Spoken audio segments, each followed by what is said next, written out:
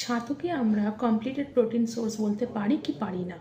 নমস্কার, আমি ডায়েটিশিয়ান রিয়াঙ্কা দাস বলছি এবং আজকে এই কোয়েশ্চেনটি কিন্তু অনেক গার্জিয়ানের, কারণ বহু গার্জিয়ান সকালবেলা তাদের বাচ্চাদের কিন্তু ছাতু অ্যাজ আ ড্রিঙ্ক হিসাবে খাইয়ে বাচ্চাদের স্কুলে পাঠায় বা বিভিন্ন রকমের যারা বডি ওয়েট ট্রেনিং করেন বা ফিটনেস নিয়ে চর্চা করেন তারা কিন্তু সকালবেলায় মর্নিং অ্যাজ আ ড্রিঙ্ক হিসাবে কিন্তু ছাতু ডায়েটে রাখেন। তো ছাতুটাকে আমরা প্রোটিন হিসাবে কমপ্লিটেড প্রোটিন হয়তো বলতে পারি না।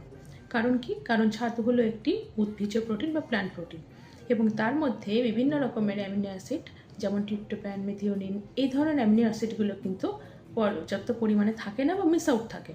তো সেই জায়গাতে আমরা ছাতুটাকে আমরা কমপ্লিটেড প্রোটিন তখন বলতে পারি যদি ছাতুর সাথে আমরা মিল্ক বা কার্ড এরকম ধরনের কিছু অ্যাড করতে পারি, বা তার সাথে ধরুন কোনো ধরনের এমন শস্য যেমন কিনা আমার কুইনোয়া, ওটস এগুলো যদি আমরা রাখতে পারি, তাহলে ছাতুটাকে আমরা কিন্তু অনেকটা ব্যালেন্স বা completed way as a protein source কিন্তু বানাতে পারবো।